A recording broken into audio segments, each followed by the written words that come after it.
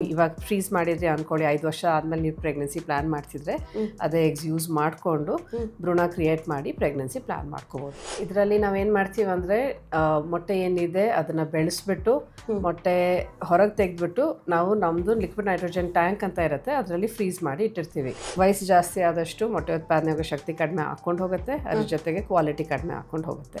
So basically age ಜಾಸ್ತಿ ಆದಷ್ಟು pregnancy ಆಗೋದ್ರಲ್ಲಿ ತೊಂದರೆ ಜಾಸ್ತಿ ಹಾಕ್ಕೊಂಡು ಹೋಗುತ್ತೆ because of quality factor plus number factor. ಈಗ ನೀವು ಒಂದ್ಸತಿ ಎಗ್ ಫ್ರೀಸಿಂಗ್ ಮಾಡಿದ್ರಿ ಅಂತ ಹೇಳಿದ್ರೆ ಆ ಮೊಟ್ಟೆಗಳನ್ನು ಎಷ್ಟು ವರ್ಷ ತನಕ ಪ್ರಿಸರ್ವ್ ಮಾಡಿ ಇಡಬಹುದು?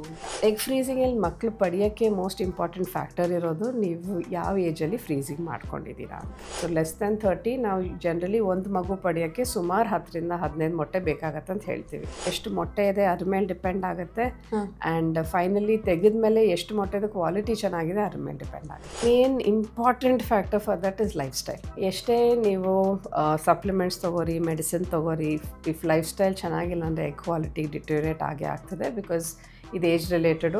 ಯೋಗ ಮಾಡ್ಬೋದು, ಏರೋಬಿಕ್ಸ್ ಮಾಡ್ಬೋದು, ಡಾನ್ಸ್ ಮಾಡ್ತೀರಾ ಅಂದರೆ ಮಾಡ್ಬೋದು, ಜಿಮ್ಮಿಗೆ ಹೋಗ್ತೀರಾ, ಸ್ವಿಮ್ಮಿಂಗ್ ಮಾಡ್ತೀರಾ, anything but any kind of activity for at least 45 minutes per day.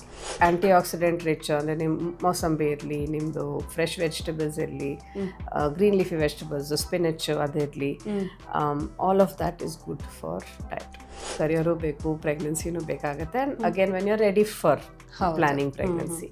So egg freezing is a good backup plan, insurance plan ಥರ ಅಂದ್ಕೊಳ್ಳಿ. Procedure basically is about 15-20 minutes, ಜಾಸ್ತಿ ಟೈಮ್ ಏನಿಲ್ಲ. ಬಟ್ ಅನೆಸ್ಥೀಸಿಯಾ ಕೊಟ್ಟಿರೋದಕ್ಕೆ ಒಂದು 3 to 4 hours ಹಾಸ್ಪಿಟ್ಲಲ್ಲಿ ಇರಬೇಕಾಗುತ್ತೆ recovery ಆಗೋ ತನಕ. Natural ಆಗಿ ಪ್ರೊಸೀಜರ್ ಆದರೆ ಅಂದರೆ ಪ್ರೆಗ್ನೆನ್ಸಿ ಆದರೆ ಏನೂ ಪ್ರಾಬ್ಲಮ್ ಇಲ್ಲ. ಅಕಸ್ಮಾತ್ ಆಗಿಲ್ಲ ಅಂದರೆ ಇದು ಬ್ಯಾಕಪ್ ಆಗಿ ಇರುತ್ತೆ ನಿಮಗೆ ಮುಂದೆ ಯೂಸ್ ಮಾಡೋಕ್ಕೆ. ಸೊ ಅಗೇನ್ ಡಿಸ್ಕಸ್ ಮಾಡ್ದಂಗೆ ಮೋಸ್ಟ್ ಇಂಪಾರ್ಟೆಂಟ್ ಫ್ಯಾಕ್ಟರ್ ಏಜ್. ನೀವು ಯಾವ ಏಜಲ್ಲಿ ಫ್ರೀಸ್ ಮಾಡ್ಕೊಂಡಿದ್ದಾರೆ ಅದ್ರ ಪ್ರಕಾರ.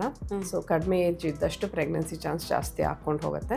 ಒಂದ್ಸರಿ ಮಾಡಿದರೆ ನಾವು ತಿರ್ಗಾ ಕನ್ಸೀವ್ ಆಗೋಕ್ಕೆ ಆಗಲ್ಲ, ಇದ್ದಿದ್ದೆಲ್ಲ ಮೊಟ್ಟೆ ಹೋಗ್ಬಿಟ್ಟಿದೆ. ಆ್ಯಂಡ್ ಸುಮಾರು ಜನ ಅನ್ಕೋತಾರೆ ಪ್ರೀಮೆಚೂರ್ ಮೆನೋಪಾಸ್ ಆಗುತ್ತೆ ಇದರಿಂದ ಅಂತ. ಓಕೆ. ಸೊ ಪ್ರೀಮೆಚೂರ್ ಮೆನೋಪಾಸ್ ಆಗೋ ಚಾನ್ಸ್ ಇಲ್ಲ ಈ ಪ್ರೊಸೀಜರ್ ಜೊತೆಗೆ. ಬಿಕಾಸ್ ಲೈಕ್ ಐ ಸೆಡ್ ಎಷ್ಟು ಮೊಟ್ಟೆ ಇದೆ ಆ ಪರ್ಟಿಕ್ಯುಲರ್ ಮಂತಲ್ಲಿ ಸೆಲೆಕ್ಟ್ ಆಗಿದ್ದು ಅದಷ್ಟೇ ತೆಗಿತಿದ್ದೀನಿ, ಎಕ್ಸ್ಟ್ರಾ ಏನೂ ತೆಗಿತಾ ಇಲ್ಲ. ಸೊ ಪ್ರೀಮೆಚೂರ್ ಮೆನೋಪಾಸ್ ಆಗೋದನ್ನು ಚಾನ್ಸ್ ಇರಲ್ಲ.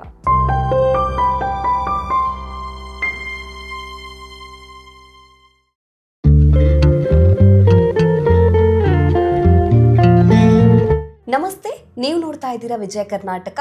ನಾನು ರಕ್ಷಾ ಕೋಟ್ಯಾನ್. ನಮಗೆ ಕೆರಿಯರ್ ಕೂಡ ಇಂಪಾರ್ಟೆಂಟ್, ಅದರ ಜೊತೆಗೆ ಮಗು ಕೂಡ ಬೇಕು ಅನ್ನುವಂಥ ದಂಪತಿಗಳಿಗೆ ಬೆಸ್ಟ್ ಆಪ್ಷನ್ ಅಂತ ಹೇಳಿದ್ರೆ ಎಗ್ ಫ್ರೀಸಿಂಗ್. ತುಂಬ ಜನ IVF ಬಗ್ಗೆ ಕೇಳಿರ್ತಾರೆ, ಆದರೆ ಎಗ್ ಫ್ರೀಸಿಂಗ್ ಅಂದರೆ ಏನು ಅನ್ನೋದು ಹೆಚ್ಚಿನ ಜನರಿಗೆ ಗೊತ್ತಿರೋದಿಲ್ಲ. ಹಾಗಿದ್ರೆ ಈ ಎಗ್ ಫ್ರೀಸಿಂಗ್ ಅಂದರೆ ಏನು, ಇದರ ಪ್ರೊಸೀಜರ್ ಯಾವ ರೀತಿಯಾಗಿರುತ್ತೆ, ಯಾರಿಗೆ ಇದರ ಬೆನಿಫಿಟ್ಸ್ ಇರುತ್ತೆ ಅನ್ನೋದ್ರ ಬಗ್ಗೆ ಹೆಚ್ಚಿನ ಮಾಹಿತಿಯನ್ನು ತಿಳಿಸ್ಕೊಡೋದಕ್ಕೆ ಇವತ್ತು ನಮ್ಮ ಜೊತೆ ಜಾಯ್ನ್ ಆಗಿದ್ದಾರೆ doctor Apoorva Satish Amarnath, IVF and fertility specialist, Nova IVF fertility. Doctor, ಕಾರ್ಯಕ್ರಮಕ್ಕೆ ಸ್ವಾಗತ. Thank you. ಡಾಕ್ಟರ್, ಈಗ ಎಗ್ ಫ್ರೀಸಿಂಗ್ ಅಂತ ಹೇಳಿದ್ರೆ ತುಂಬ ಜನರಿಗೆ ಇದ್ರ ಬಗ್ಗೆ ಗೊತ್ತಿರೋದಿಲ್ಲ. ಏನಪ್ಪ ಎಗ್ ಫ್ರೀಸಿಂಗ್ ಅಂತ ತುಂಬ ಜನ ಅಂದ್ಕೊಂಡಿರ್ಬೋದು. ಸೊ ಫ್ಯೂಚರಲ್ಲಿ ಮಗು ಪಡಿಬೇಕು ಅನ್ನೋರಿಗೆ ಇದೊಂದು ಬೆಸ್ಟ್ ಆಪ್ಷನ್ ಆಗಿರುತ್ತೆ. ಸೊ ಹಾಗಿದ್ರೆ ಈ ಎಗ್ ಫ್ರೀಸಿಂಗ್ ಅಂದರೆ ಏನು, ಇದ್ರ ಬಗ್ಗೆ ತಿಳಿಸ್ಕೊಡೋದಾದರೆ? So basically egg freezing procedure ಅಂದರೆ it's a fertility preservation procedure. ಇದರಲ್ಲಿ ನಾವೇನು ಮಾಡ್ತೀವಿ ಅಂದರೆ ಮೊಟ್ಟೆ ಏನಿದೆ ಅದನ್ನು ಬೆಳೆಸ್ಬಿಟ್ಟು ಮೊಟ್ಟೆ ಹೊರಗೆ ತೆಗೆದ್ಬಿಟ್ಟು ನಾವು ನಮ್ಮದು ಲಿಕ್ವಿಡ್ ನೈಟ್ರೋಜನ್ ಟ್ಯಾಂಕ್ ಅಂತ ಇರುತ್ತೆ ಅದರಲ್ಲಿ ಫ್ರೀಸ್ ಮಾಡಿ ಇಟ್ಟಿರ್ತೀವಿ. ಈ ಮೊಟ್ಟೆಗಳು ಬೇಸಿಕ್ಲಿ ನೀವು ಯಾವಾಗ ರೆಡಿ ಇರ್ತೀರ ಪ್ರೆಗ್ನೆನ್ಸಿಗೆ, ಇವಾಗ ಫ್ರೀಸ್ ಮಾಡಿದ್ರೆ ಅಂದ್ಕೊಳ್ಳಿ 5 ವರ್ಷ ಆದಮೇಲೆ ನೀವು ಪ್ರೆಗ್ನೆನ್ಸಿ ಪ್ಲಾನ್ ಮಾಡ್ತಿದ್ರೆ ಅದೇ ಎಗ್ಸ್ ಯೂಸ್ ಮಾಡಿಕೊಂಡು ಭ್ರೂಣ ಕ್ರಿಯೇಟ್ ಮಾಡಿ ಪ್ರೆಗ್ನೆನ್ಸಿ ಪ್ಲಾನ್ ಮಾಡ್ಕೋಬೋದು. ಇದನ್ನು ಬೇಸಿಕ್ಲಿ ನಾವು ಎಗ್ ಫ್ರೀಸಿಂಗ್ ಅಂತ ಹೇಳ್ತೀವಿ. ಓಕೆ. ಸೊ ಹಾಗಿದ್ರೆ ಯಾರು ಎಗ್ ಫ್ರೀಸಿಂಗ್ ಮಾಡಬಹುದು, ಇದಕ್ಕೆ ಏಜ್ ಲಿಮಿಟ್ ಏನಾದರೂ ಇದೆಯಾ ಅಂತ? Basically anyone who wants fertility preservation ಅಂದರೆ ಅವ್ರದ್ದು ಫರ್ಟಿಲಿಟಿ ಫ್ರೀಸ್ ಮಾಡ್ಕೊಂಡು ಇಟ್ಕೋಬೇಕಾಗತ್ತೆ. ಅವ್ರಿಗೆ ಎಲ್ಲರಿಗೂ ಮಾಡ್ಬೋದು. ಬಟ್ ಬೆಸ್ಟ್ ಏಜ್ ಕಡಿಮೆ ಇದ್ದಾಗ ಅಂದರೆ in your 20s is your best age, early 30s best age. But it can be done at any time. ಅಂದರೆ 20 ವರ್ಷದ ಮೇಲೆ ಯಾರು ಬೇಕಾದ್ರೂ ಎಗ್ ಫ್ರೀಸಿಂಗ್ ಮಾಡಿಸ್ಬೋದು. ಸೊ ಮಿನಿಮಮ್ ಏಜ್ 20 ವರ್ಷ ಅಂತಾದರೆ 21 ವರ್ಷ ಆಗ್ತದೆ. 21 ವರ್ಷ, 21 ಇಯರ್ಸ್. ಸೊ ಮ್ಯಾಕ್ಸಿಮಮ್ ಎಷ್ಟು ವರ್ಷದ ಒಳಗಡೆ? ಲೀಗಲಿ 49 ವರ್ಷದ ಒಳಗೆ ಆಗಬೇಕಾಗುತ್ತೆ. ಬಟ್ ಅದರಿಂದ ಮಗು ಪಡೆಯೋಕ್ಕೆ ಏಜ್ ಕಡಿಮೆ ಇದ್ದಷ್ಟು ಒಳ್ಳೆಯದು. Okay okay. ಅಂದರೆ ಕೆಲವರಿಗೆ ಫಸ್ಟ್ ಈಗ 21 ಅಥವಾ 22 ಆ ಏಜಲ್ಲಿ ಅದ್ರ ಐಡಿಯಾ ಇರಲಿಕ್ಕಿಲ್ಲ ಅಥವಾ ಅದ್ರ ಬಗ್ಗೆ ಗೊತ್ತಿರಲಿಕ್ಕಿಲ್ಲ, ಅದ್ರ ಏಜ್ ಆಗ್ತಾ ಮಗು ಬೇಕು ಅನ್ನೋರಿಗೆ 40 ತನಕ ಹೋಗ್ಬೋದು, ಮಾಡ್ಬೋದು ಅಂತ. ಇದರ ಬೆನಿಫಿಟ್ಸ್ ಯಾವ ರೀತಿಯಾಗಿರುತ್ತೆ ಡಾಕ್ಟರ್? ಅಂದರೆ ಯಾರಿಗೆಲ್ಲ ಇದರ ಬೆನಿಫಿಟ್ಸನ್ನು ಪಡಿಬಹುದು ಅಂತ? ಬೇಸಿಕ್ಲಿ ಹೆಂಗಸರಲ್ಲಿ ಹೆಂಗಿರತ್ತೆ ಅಂದರೆ ಮೊಟ್ಟೆ ಉತ್ಪಾದನೆ ಲೈಫ್ ಟೈಮಲ್ಲಿ ಒಂದೇ ಟೈಮ್ ಆಗೋದು, ಹುಟ್ಟೋ ಮುಂಚೆ. ಸೊ ಅದಾದಮೇಲೆ ಒಂದೊಂದು ಮೊಟ್ಟೆ ರಿಲೀಸ್ ಆಗ್ತಾ ಹೋಗುತ್ತೆ ತಿಂಗಳು ಆ್ಯಂಡ್ ಓವರ್ ಆಲ್ ಅಪ್ರಾಕ್ಸಿಮೇಟ್ಲಿ 1,000 ಮೊಟ್ಟೆ ಕಡಿಮೆ ಆಗುತ್ತೆ ಪ್ರತಿ ತಿಂಗಳು. ಪ್ರತಿ ತಿಂಗಳು ಕಡಿಮೆ ಆಗುತ್ತೆ. ಓಕೆ. ಸೊ ವಯಸ್ಸು ಜಾಸ್ತಿ ಆದಷ್ಟು ಮೊಟ್ಟೆ ಉತ್ಪಾದನೆ ಆಗೋ ಶಕ್ತಿ ಕಡಿಮೆ ಹಾಕ್ಕೊಂಡು ಹೋಗುತ್ತೆ, ಅದ್ರ ಜೊತೆಗೆ ಕ್ವಾಲಿಟಿ ಕಡಿಮೆ ಹಾಕ್ಕೊಂಡು ಹೋಗುತ್ತೆ. ಸೊ ಬೇಸಿಕ್ಲಿ ಏಜ್ ಜಾಸ್ತಿ ಆದಷ್ಟು ಪ್ರೆಗ್ನೆನ್ಸಿ ಆಗೋದ್ರಲ್ಲಿ ತೊಂದರೆ ಜಾಸ್ತಿ ಹಾಕ್ಕೊಂಡು ಹೋಗುತ್ತೆ because of quality factor plus number factor. So ಈ ಥರ ಸಿಚುವೇಶನಲ್ಲಿ ಎಗ್ ಫ್ರೀಸ್ ಮಾಡ್ಕೊಂಡು ಇಟ್ಕೊಂಡ್ರೆ ಕಡಿಮೆ ಏಜಲ್ಲಿ ಇರೋ ಚಾನ್ಸು ಪ್ರೆಗ್ನೆನ್ಸಿಗೆ ಅದು ಸಿಕ್ಕೋದು ಚಾನ್ಸ್ ಸಿಕ್ಕತ್ತೆ ಮುಂದೆ. ಓಕೆ. ಈಗ ನೀವು ಒಂದ್ಸತಿ ಎಗ್ ಫ್ರೀಸಿಂಗ್ ಮಾಡಿದ್ರಿ ಅಂತ ಹೇಳಿದ್ರೆ ಆ ಮೊಟ್ಟೆಗಳನ್ನು ಎಷ್ಟು ವರ್ಷ ತನಕ ಪ್ರಿಸರ್ವ್ ಮಾಡಿ ಇಡಬಹುದು ಅಂತ? ಸೊ ಇದಕ್ಕೆ ಲಾಸ್ ಇದೆ ಕರೆಂಟ್ಲಿ. ಸೊ ಸದ್ಯಕ್ಕೆ ಎಗ್ ಫ್ರೀಸ್ ಮಾಡಿಕೊಂಡ್ರೆ 10 ವರ್ಷ ಇಟ್ಕೋಬೋದು. ಆ್ಯಂಡ್ ಬಿಯಾಂಡ್ ದಟ್ ಇಟ್ಕೋಬೇಕಾದ್ರೆ ನ್ಯಾಷನಲ್ ಬೋರ್ಡ್ ಅಂತ ಇದೆ ಬೇಸಿಕ್ಲಿ RT ಪ್ರೊಸೀಜರ್ಸ್ಗೆ, ಅವ್ರ ಪರ್ಮಿಷನ್ ಮುಖಾಂತರ ಇನ್ನೂ ಜಾಸ್ತಿನೂ ಇಟ್ಕೋಬೋದು ನಾವು. ಅಂದರೆ 10 ವರ್ಷಕ್ಕಿಂತ ಜಾಸ್ತಿನೂ ಇಟ್ಕೊಳ್ಳೋದಕ್ಕೆ ಸಾಧ್ಯ ಇದೆ ಪರ್ಮಿಷನ್ ಜೊತೆಗೆ. ಓಕೆ. ಅಂದರೆ ಲೀಗಲಿ ಅದಕ್ಕೆ ಪ್ರೊಸೀಜರ್ಸ್ ಇದೆ ಅನ್ನೋ ರೀತಿಯಲ್ಲಿ. ಹೌದು. ಓಕೆ ಡಾಕ್ಟರ್, ಹಾಗಿದ್ರೆ ಇದರ ಪ್ರೊಸೀಜರ್ ಯಾವ ರೀತಿ ಆಗಿರುತ್ತೆ ಇದ್ರ ಬಗ್ಗೆ ತಿಳಿಸ್ಕೊಡೋದಾದ್ರೆ, ಅಂದರೆ ಸ್ಟೆಪ್ ಬೈ ಸ್ಟೆಪ್ ಹೇಳೋದಾದ್ರೆ? ಸೊ ಎಗ್ ಫ್ರೀಸಿಂಗ್ ನೀವು ಪ್ಲ್ಯಾನ್ ಮಾಡ್ತಿದ್ದೀರಾ ಅಂದರೆ ಫಸ್ಟು ಒಂದು ಕನ್ಸಲ್ಟೇಷನ್ ಬರಬೇಕಾಗತ್ತೆ. ನಿಮ್ಮದು ಜನರಲ್ ಹೆಲ್ತ್ ಹೇಗಿದೆ, ಮೊಟ್ಟೆ ಉತ್ಪಾದನೆ ಆಗೋ ಶಕ್ತಿ ಹೇಗಿದೆ, ಏಜ್ ಏನಿರೋದು, ಪ್ರೊಸೀಜರ್ ಮಾಡಿದರೆ ನಿಮ್ಮದು ಮುಂದೆ ಚಾನ್ಸಸ್ ಹೇಗಿದೆ, ಅದೆಲ್ಲ ಫಸ್ಟ್ ಡಿಸ್ಕಷನ್ ಆಗುತ್ತೆ. ಬಿಕಾಸ್ ರಿಯಲಿಸ್ಟಿಕ್ ಪಿಕ್ಚರ್ ಇರಬೇಕಾಗತ್ತೆ ನಿಮಗೆ ಮುಂದೆ ಏನಾಗುತ್ತೆ ಅದ್ರ ಜೊತೆಗೆ ಚಾನ್ಸ್ ಅಂತ. ಒಂದ್ಸರಿ ಡಿಸಿಷನ್ ಆಯಿತು ದಟ್ ಇವಾಗ ಪ್ರೊಸೀಜರ್ ಆಗೋದೇ ಇದೆ ಅಂದರೆ ಪೀರಿಯಡ್ 2-3 ದಿವಸದಿಂದ ನಾವು ಒಂದು ಇಂಜೆಕ್ಷನ್ ಕೊಡ್ತೀವಿ. ಎಷ್ಟು ಮೊಟ್ಟೆ ಕಾಣ್ತಿದೆ ಅದೆಲ್ಲ ಬೆಳೆಸಲಿಕ್ಕೆ. ಎಲ್ಲ ಮೊಟ್ಟೆ ಬೆಳೆಸಲಿಕ್ಕೆ ಸುಮಾರು 10-12 ದಿವಸ ಆಗುತ್ತೆ. ಅದು ರೆಡಿ ಆದಮೇಲೆ ಅಂದರೆ ಯೂಶಲಿ ಫಾಲಿಕಲ್ ಸೈಜ್ ಅಂತ ಹೇಳ್ತೀವಿ, ಅದು 18-19 ಮಿಲಿಮೀಟರ್ ಆದಾಗ ಒಂದು ಟ್ರಿಗರ್ ಇಂಜೆಕ್ಷನ್ ಕೊಡ್ತೀವಿ ಮೊಟ್ಟೆ ಒಳಗಡೆ ಮೆಚೂರ್ ಆಗಲಿಕ್ಕೆ. ಅದಾದಮೇಲೆ ಅದನ್ನು ನಾವು ಒಂದು ಅಲ್ಟ್ರಾಸೌಂಡ್ ಗೈಡೆಡ್ ಪ್ರೊಸೀಜರಿಂದ ಮುಖಾಂತರ ಅದನ್ನ ಹೊರಗೆ ತೆಗೆದುಬಿಟ್ಟು ಅದ್ರ ಕ್ವಾಲಿಟಿ ನೋಡಿಕೊಂಡು ಫ್ರೀಸ್ ಮಾಡ್ಕೋತೀವಿ. ಸೊ ಅಪ್ರಾಕ್ಸಿಮೇಟ್ಲಿ ಪೂರ್ತಿ ಪ್ರೊಸೀಜರ್ ಆಗಲಿಕ್ಕೆ 1-2 ವಾರ ಆಗ್ತದೆ. ಆ್ಯಂಡ್ ಸ್ವಲ್ಪ ಕಡಿಮೆ ಸ್ವಲ್ಪ ಜಾಸ್ತಿ ಡಿಪೆಂಡಿಂಗ್ ಆನ್ ಎಷ್ಟು ದಿವಸ ಇಂಜೆಕ್ಷನ್ ಬೇಕಾಗುತ್ತೆ ನಿಮಗೆ. ಆ್ಯಂಡ್ ಪ್ರೊಸೀಜರ್ ಆದಮೇಲೆ ರಿಕವರಿಗೆ ಸುಮಾರು 1-2 ದಿವಸ ಬೇಕಾಗುತ್ತೆ. ಅದಾದಮೇಲೆ back to normal activity. Okay.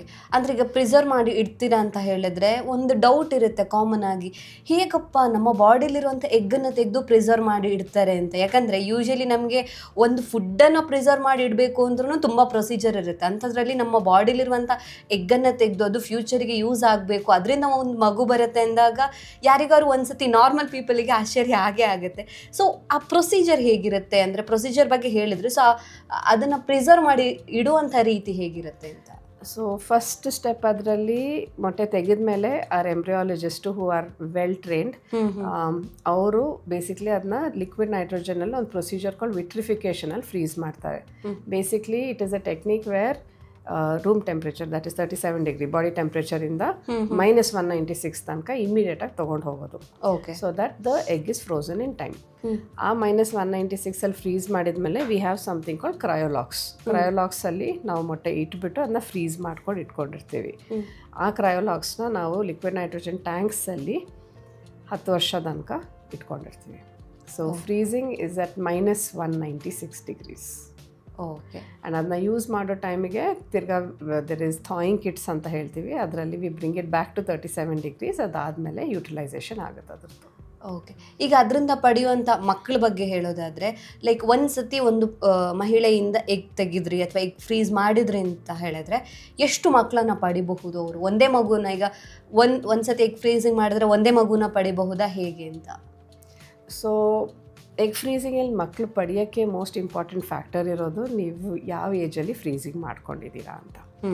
So less than the age of 30 pregnancy chance ಜಾಸ್ತಿ ಇರುತ್ತೆ, more than the age of 40 pregnancy chance ಕಡಿಮೆ ಇರುತ್ತೆ.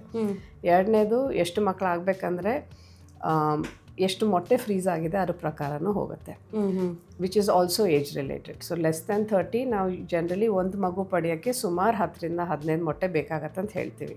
ಒಂದು ಮಗು ಪಡೆಯೋದಕ್ಕೆ. ಆ್ಯಂಡ್ 40ಗಿಂತ ಜಾಸ್ತಿ ಹೋದರೆ 25 ಮೊಟ್ಟೆಗಿಂತ ಜಾಸ್ತಿ ಬೇಕಾಗತ್ತೆ ಒಂದು ಮಗು ಪಡೀಲಿಕ್ಕೆ.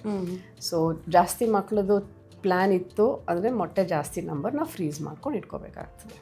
Okay. So it is extremely age related. ಅದಕ್ಕೆ ನಾವು ಹೇಳೋದು ವಯಸ್ಸು ಬೇಗ ಮಾಡಿದಷ್ಟು ನಿಮ್ಮದು ಮುಂದೆ ಅದ್ರ ಜೊತೆಗೆ ಮಕ್ಕಳು ಪಡೆಯೋ ಚಾನ್ಸು ಬೆಟರ್ ಆಗುತ್ತೆ. ಓಕೆ. ಹಾಗಾದರೆ ಒಬ್ಬ ಮಹಿಳೆಯಿಂದ ಒಂದ್ಸತಿ ಎಗ್ ಫ್ರೀಸ್ ಮಾಡಬೇಕು ಅಂತ ಹೇಳಿದ್ರೆ ಎಷ್ಟು ಎಗ್ಗನ್ನು ತೆಗಿತೀರಾ ಅಂತ? ಅದು ಏಜ್ ಮೇಲೆ ಡಿಪೆಂಡೆಂಟ್ ಆಗುತ್ತೆ, ಎಷ್ಟು ಮೊಟ್ಟೆ ಇದೆ ಅದ್ರ ಮೇಲೆ ಡಿಪೆಂಡ್ ಆಗುತ್ತೆ. ಆ್ಯಂಡ್ ಫೈನಲಿ ತೆಗೆದ್ಮೇಲೆ ಎಷ್ಟು ಮೊಟ್ಟೆದು ಕ್ವಾಲಿಟಿ ಚೆನ್ನಾಗಿದೆ ಅದ್ರ ಮೇಲೆ ಡಿಪೆಂಡ್ ಆಗುತ್ತೆ. ಸೊ ಒಬ್ರೊಬ್ರಿಗೆ ಕಡಿಮೆ ಏಜಲ್ಲೂ ಕಡಿಮೆ ಮೊಟ್ಟೆ ಇರ್ತವೆ. ಸೊ ಆ ಥರ ಇದ್ದಾಗ ಕಡಿಮೆ ಮೊಟ್ಟೆ ಅಷ್ಟೇ ಸಿಗುತ್ತೆ. ನಾನು ಹೊಸ ಮೊಟ್ಟೆ ಉತ್ಪಾದನೆ ಮಾಡ್ಸೋಕ್ಕಾಗಲ್ಲ, ಇದ್ದಿದ್ದು ಮೊಟ್ಟೆ ಬೆಳೆಸ್ಬೋದು.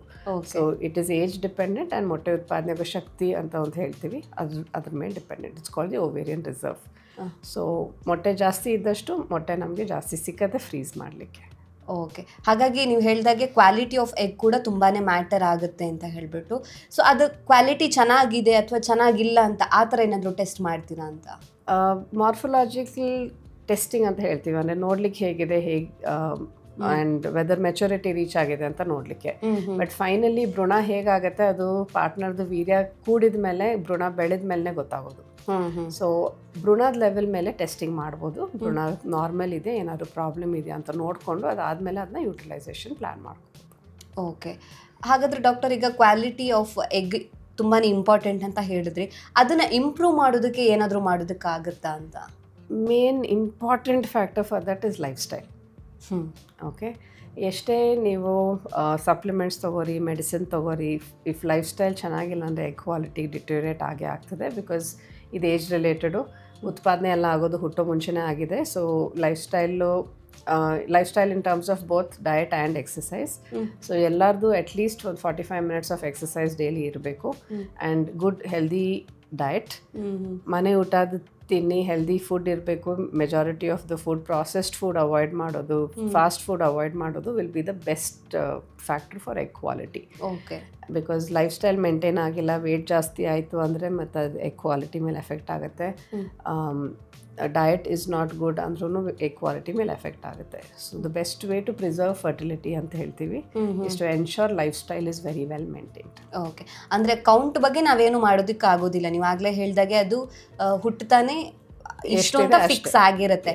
ಆದರೆ ಕ್ವಾಲಿಟಿ ಆಫ್ ಎಗ್ಗನ್ನು ಇಂಪ್ರೂವ್ ಮಾಡುವಂಥದ್ದು ಅವರವರ ಮೇಲೆ ಡಿಪೆಂಡ್ ಆಗಿರುತ್ತೆ ಅಂತ. ಈಗ ಎಕ್ಸಸೈಸ್ ಹೇಳಿದ್ರಲ್ವ, ಸೊ ಇಂಥದ್ದೇ ಎಕ್ಸಸೈಸ್ ಪರ್ಟಿಕ್ಯುಲರ್ಲಿ ಮಾಡಬೇಕು ಅಂತ ಇರುತ್ತಾ? ಆ ಥರ ಏನೂ ಇಲ್ಲ. Most important fact of exercises ಅವ್ರಿಗೆ ಏನು ಇಷ್ಟ ಇದೆ, ಯಾವುದರಲ್ಲಿ ಅವರು ಇದು ಮಾಡಿದರೆ ಕಂಟಿನ್ಯೂ ಮಾಡೋದು ಅದು ಇಂಪಾರ್ಟೆಂಟ್. ಯೋಗ ಮಾಡಬಹುದಾ ಅಂತ? ಯೋಗ ಮಾಡ್ಬೋದು, ಏರೋಬಿಕ್ಸ್ ಮಾಡ್ಬೋದು, ಡಾನ್ಸ್ ಮಾಡ್ತೀರಾ ಅಂದರೆ ಮಾಡ್ಬೋದು, ಜಿಮ್ಮಿಗೆ ಹೋಗ್ತೀರಾ, ಸ್ವಿಮ್ಮಿಂಗ್ ಮಾಡ್ತೀರಾ, anything, but any kind of activity for at least 45 minutes per day. Okay. ದಿನಕ್ಕೆ 45 ನಿಮಿಷ ಮಾಡಲೇಬೇಕಾಗುತ್ತೆ ಅಂತ.